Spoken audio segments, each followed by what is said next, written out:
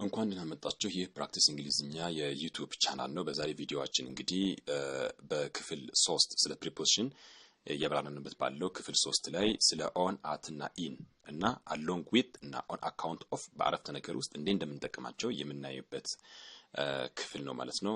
በአጭር ደቂቃ ውስጥ እነዚህን ቁልጭ ባለ ምሳሌ ስለምናያቸው ከዚህ በኋላ ያው ስለነዚህ ምንም አይነት ግር የሚል ነገር አይኖርም ማለት ነው። ቀጥታ ወደ ቪዲዮ እንገባለን። some preposition consists of more than one word አንዳንዴ ፕሪፖዚሽኖች ከአንድ በላይ በሆነ ቃል ሊመሰረቱ ይችላሉ። አሁን እዚህ ጋር እንደምታዩዋቸው along ራሱ የቻለ ነው፣ with ራሱ የቻለ ግን ከሁለት ቃል ተመስርቷል እንደ አንድ ፕሪፖዚሽን along with because of due to except for in addition to in case of in front of እዚህ ጋር ሁሉም የምታዩዋቸው ከአንድ ቃል በላይ የተሰሩ ፕሪፖዚሽኖች ናቸው። እነዚህ መልቲ ወርድ ፕሪፖዚሽን በመባል ይታወቃሉ። መልቲ ወርድ ፕሪፖዚሽንስ በመባል ይታወቃሉ። እነዚህም በንግግራችን ውስጥ ንግግራችን ሳይቋረጥ ያው ለማውራት የሚያግዙን አንድ በግራመርም ላይ በስፖክን እንግሊሽም ላይ የምንጠቀማቸው ቅመሞች ናቸው። ከነዚህ ውስጥ ደግሞ ያው በዚህ ክፍል የተመረጡትን ለማየት እንሞክራለን ማለት ነው። የመጀመሪያው ኦን፣ አት እና ኢን ነው። እነዚህ ፕሪፖዚሽን ኦፍ ታይም በመባል ይታወቃሉ። ፕሪፖዚሽን ኦፍ ታይም፣ ፕሌስ በመባል ይታወቃሉ። ኦን፣ አት፣ ኢን ማለት ነው። ግን መቼ ነው የምንጠቀማቸው? ምሳሌ እነዚህ ሶስቱም ታይምን ወይም ጊዜን ለማመልከት የምንጠቀማቸው ናቸው። መቼ እንደተከናወነ አንድ ነገር is used with days። ከኦን ምሳሌ አሁን የምንጠቀመው ከቀናቶች ጋር ነው የምንጠቀመው። ለምሳሌ I will see you on Monday እንላለን። at Monday፣ in Monday አይቻልም። on Monday፣ the week begins on Sunday። ስለዚህ ይሄ ብዙ ጊዜ ከሳምንቱ ቀናቶች ጋር የምንጠቀመው ነው ማለት ነው። ኦን ያው ጊዜ አመልካች ነው።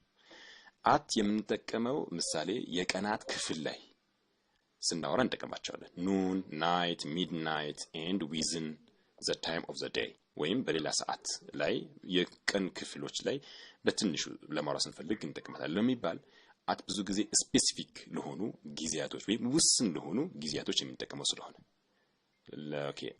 የመጀመሪያ ምሳሌ my plane leaves at noon። አዎ በፕሮግራሙ መሰረት ፕሌኑ የሚንቀሳቀሰው የሚበረው at noon አካባቢ ነው። right ከሰዓት ነው። the movie starts at 6 p.m. ሙቪ የሚጀምረው at 6 p.m. እና ስፔሲፊክ ነው 6 ሰዓት፣ 7 ሰዓት፣ 8 ሰዓት። እነዚህ ሰዓትን ቀጥታ ስንጠቅስ የምንጠቀመው at ነው። ሶስተኛው in is used other parts of the day with months year። እነዚህ ሲዝን ከወቅቶች ጋር ከአመቶች ጋር ከወራቶች ጋር እንጠቀመዋለን። ወይም ደግሞ አሁን ከቀናቶች ክፍልም ደግሞ እንደየሁኔታው ከዘጋ እንጠቀመዋለን። ከቀናት ክፍል የምንጠቀመው አት ነው፣ ግን ከዘጋር አብሮ ከመጡ እንጠቀመዋለን ኢን ማለት ነው። እንዴት? ለምሳሌ he likes to read in the afternoon። ኢን ተጠቅመናል እዚህ ጋር ዘ ስላለ ማለት ነው። the days are long in August። እዚህ ጋር ዓመተ ምህረት ነው የመጣው። ኦገስት ላይ እኮ ቀኑ በጣም ይረዝማል፣ ሌሊቱ ያጥራል።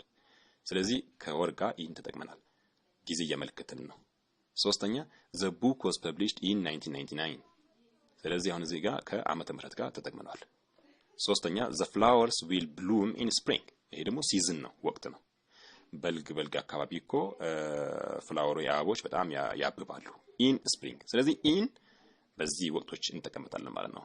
ኦን፣ አት፣ ኢን ጊዜን ለማመልከት እንዴት እንደምንጠቀምባቸው አይተንበታል ማለት ነው። ታንክ ዩ ቬሪ ማች። ያው በክፍል 4 ደግሞ የተቀሩትን ለማብራራት እንሞክራለን ማለት ነው። ታንክ ዩ ቬሪ ማች። ሃቭ ኤ ናይስ ታይም።